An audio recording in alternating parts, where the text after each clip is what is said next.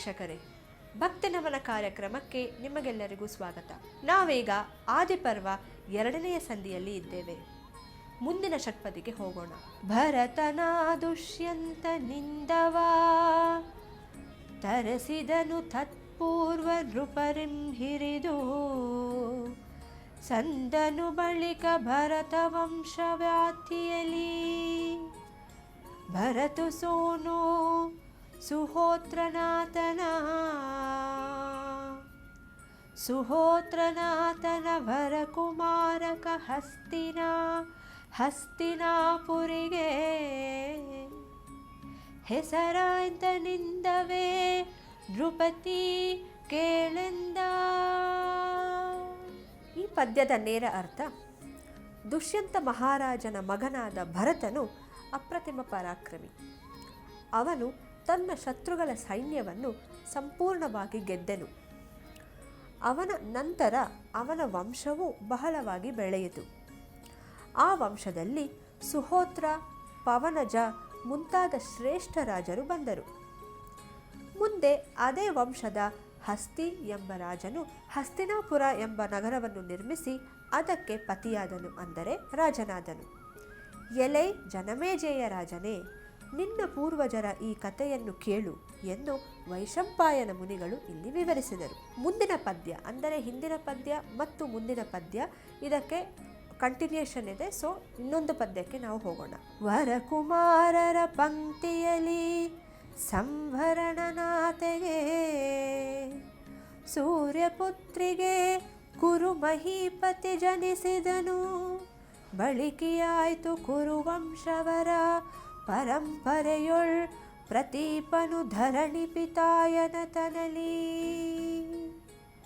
ಶಂತನು ಧರಗಿದೀಶ್ವರನಾಗಿ ಬೆಳಗಿನದ ಸರಸದ ಕೇಳೆಂದ. ಈ ಷಟ್ಪದಿಯ ನೇರ ಅರ್ಥವೇನೆಂದರೆ, ಅವರ ಸಂತಾನ ಪರಂಪರೆಯಲ್ಲಿ ಸಂವರನಿಗೆ ಸೂರ್ಯನ ಮಗಳು ತಪತಿಯಲ್ಲಿ ಕುರು ಮಹಾರಾಜ ಹುಟ್ಟಿದನು. ಅವನಿಂದೀಚೆಗೆ ಆ ವಂಶವು ಕುರುವಂಶವೆಂದು ಹೆಸರು ಪಡೆಯಿತು. ಆ ಶ್ರೇಷ್ಠ ಪರಂಪರೆಯಲ್ಲಿ ಪ್ರತೀಪನು ಧರಣಿಪತಿಯಾದನು. ಅವನಲ್ಲಿ ಶಂತನು ಹುಟ್ಟಿ ಭೂಮಿಗೆ ಒಡೆಯನಾಗಿ ಬೆಳೆದನು ಎಂದು ವೈಶಂಪಾಯನನು ಜನಮೇಜಯನಿಗೆ ಹೇಳಿದನು.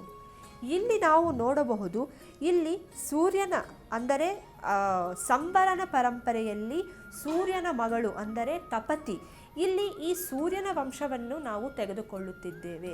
ಅಂದರೆ ಪ್ರತಿಯೊಂದು ವಂಶದಲ್ಲಿ ಕೂಡ ಹೇಗೆ ಮುಖ್ಯಸ್ಥ ಅಂತ ಹೇಳ್ತೇವಲ್ಲ, ಒಂದು ಹೆಡ್ ಆಫ್ ದ ಫ್ಯಾಮಿಲಿ, ಇಲ್ಲಿ ಸೂರ್ಯ ಇಲ್ಲಿ ಒಂದು ಇಂಪಾರ್ಟೆನ್ಸನ್ನು ಕೊಡ್ತಾ ಇದ್ದಾರೆ.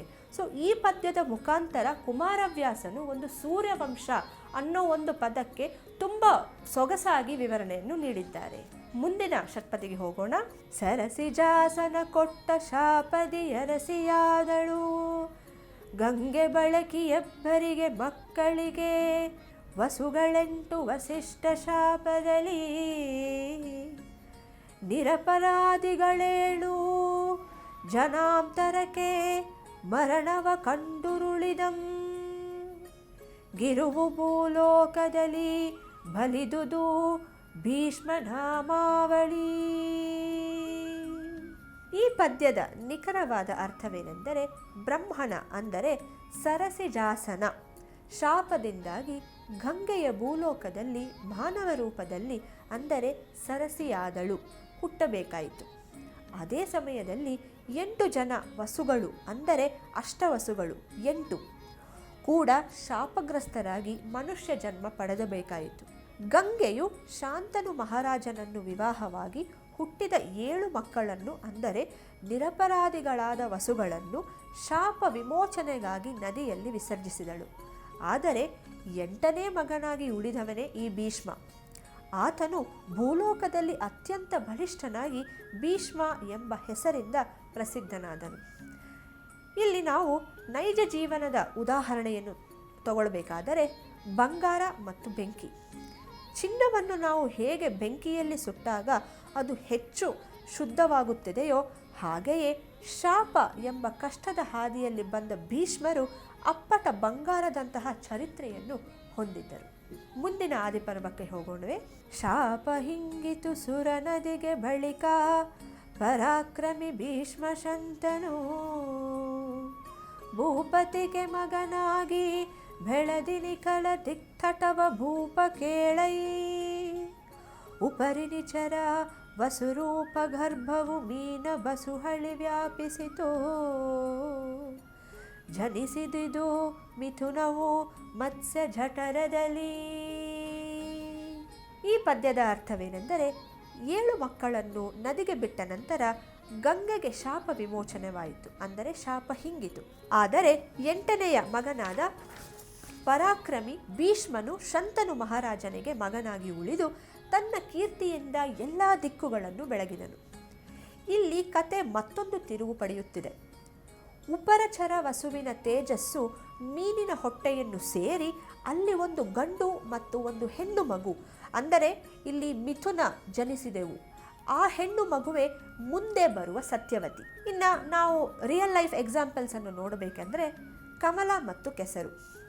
ಹೇಗೆ ಕೆಸರಿನಲ್ಲಿ ಕಮಲ ಹುಟ್ಟುತ್ತದೆಯೋ ಹಾಗೆಯೇ ಮೀನಿನ ಹೊಟ್ಟೆಯಲ್ಲಿ ಹುಟ್ಟಿದ ಆ ಮಗು ಮುಂದೆ ಅತಿ ಸುಂದರವಾದ ಮತ್ತು ಸುಗಂಧಭರಿತವಾದ ವ್ಯಕ್ತಿಯನ್ನು, ಅಂದರೆ ಸತ್ಯವತಿ ರೂಪದಲ್ಲಿ ಅದು ಹೊರಬರುತ್ತದೆ. ಮುಂದಿನ ಪದ್ಯ. ಬಳಿಕ ಮತ್ಸ್ಯದ ಬಸುರುಳುದಿಸಿದ ನಳಿನ ಲೋಚನೆ ಮತ್ಸ್ಯಗಂಧಿನಿ,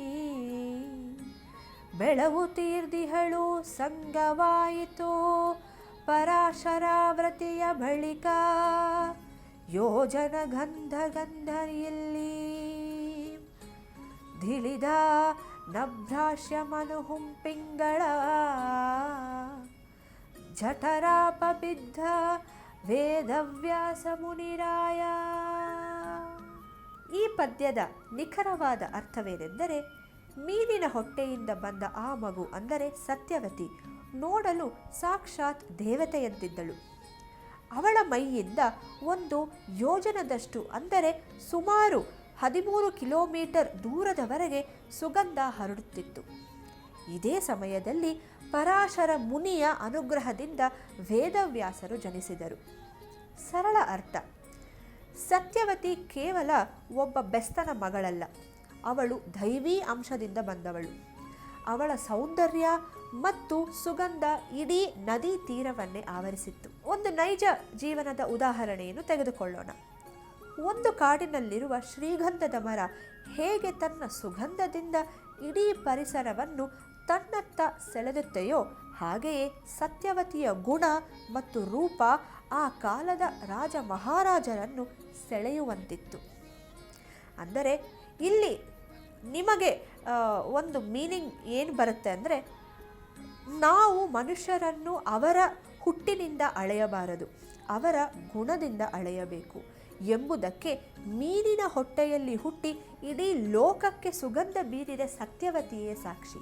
ಇನ್ನೊಂದು ಉದಾಹರಣೆಯೇನೆಂದರೆ, ನಮ್ಮ ರಾಷ್ಟ್ರಪತಿಯಾದ ಶ್ರೀಮತಿ ದ್ರೌಪದಿ ಮುರ್ಮು ಅವರು ಒಂದು ರಾಷ್ಟ್ರಪತಿ ಯಾಕೆ ಆಗಿದ್ದಾರೆ ಅಂದರೆ, ಅವರು ಇಡೀ ದೇಶಕ್ಕೆ ಒಂದು ಜ್ಞಾನವನ್ನು ಹಂಚುತ್ತಿದ್ದಾರೆ. ಒಂದು ಆ ಪದವಿಯಲ್ಲಿ ಇದ್ದುಕೊಂಡು ಸಹ ಅವರು ಜಾತಿ ಧರ್ಮ ಎಲ್ಲವನ್ನೂ ಮೀರಿ ಕೂಡ ನಮ್ಮ ಒಂದು ದೇಶಕ್ಕೆ ಅವರು ಸೇವೆಯನ್ನು ಸಲ್ಲಿಸುತ್ತಿದ್ದಾರೆ. ಇಲ್ಲಿ ಕೂಡ ಸತ್ಯವತಿ, ಅಂದರೆ ಮೀನಿನ ಹೊಟ್ಟೆಯಲ್ಲಿ ಈ ಸತ್ಯವತಿ ಹುಟ್ಟಿದ್ದರೂ ಕೂಡ ಆ ಸತ್ಯವತಿ ಇಡೀ ಕಾಡಿಗೆ ಒಂದು ಸುಗಂಧವನ್ನು ಹರಿಸುತ್ತಿದ್ದಾಳೆ ಎಂದು ಈ ಪದ್ಯದ ಅರ್ಥ.